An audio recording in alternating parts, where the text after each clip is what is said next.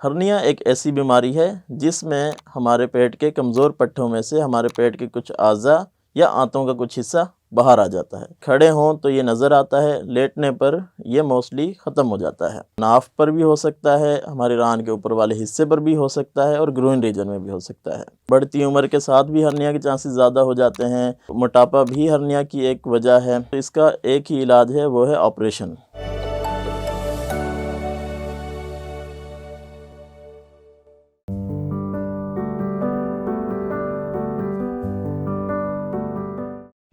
السلام علیکم، میرا نام ڈاکٹر تسنیم احمد ہے۔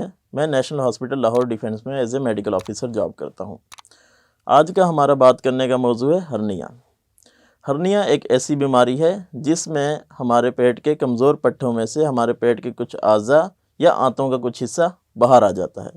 یہ عموماً ایک تھیلی کی طرح ہوتا ہے۔ اگر کھڑے ہوں تو یہ نظر آتا ہے، لیٹنے پر یہ موسٹلی ختم ہو جاتا ہے۔ یہ اکثر ہمارے پیٹ میں ہوتا ہے، لیکن اس کے علاوہ ناف پر بھی ہو سکتا ہے، ہمارے ران کے اوپر والے حصے پر بھی ہو سکتا ہے اور گروئن ریجن میں بھی ہو سکتا ہے، اور اسی بنیاد پر اس کی کچھ اقسام ہیں۔ اگر یہ گروئن ریجن میں ہے تو اس کو انگوائنل ہرنیا کہتے ہیں۔ اگر یہ ناف کے اوپر ہے تو اسے امبلائکل ہرنیا کہتے ہیں۔ اگر یہ ہمارے ران کے اوپر والے حصے میں ہوتا ہے تو اسے فیمورل ہرنیا کہتے ہیں۔ ہرنیا جو ہے یہ مردوں میں عورتوں کی نسبت زیادہ پایا جاتا ہے۔ ہرنیا کی اگر ہم وجوہات دیکھیں تو اس کی دو بڑی وجوہات ہوتی ہیں۔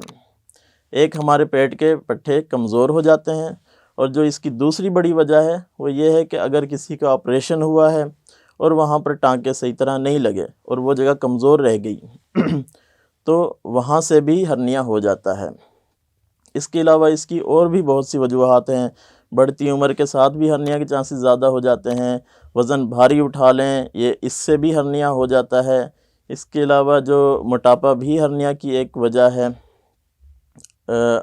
اگر ہم اس کے علامات دیکھیں تو اس کی عمومی علامت یہ ہوتی ہے کہ یہاں پر ایک گلٹھی بنتی ہے، اور ہرنیا والی جگہ پر خارش ہوتی ہے، معدہ بھاری ہوتا ہے، اور اکثر قبض بھی رہتی ہے۔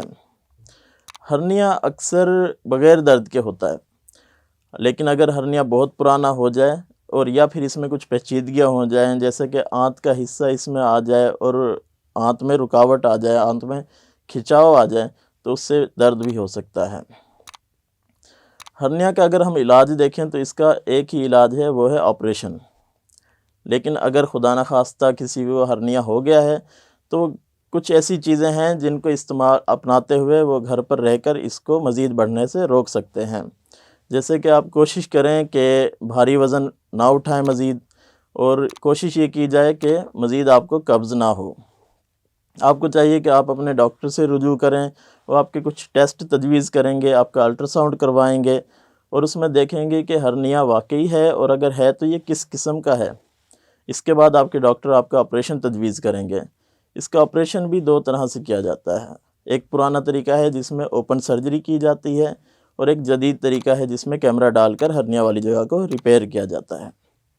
یہ تو ہمارا آج کا ٹاپک۔ مزید معلومات کے لیے آپ طبی کے پلیٹ فارم پر رجوع کریں، اور مزید ٹیسٹ بک کرنے کے لیے طبی کے پلیٹ فارم پر رجوع کریں۔ شکریہ۔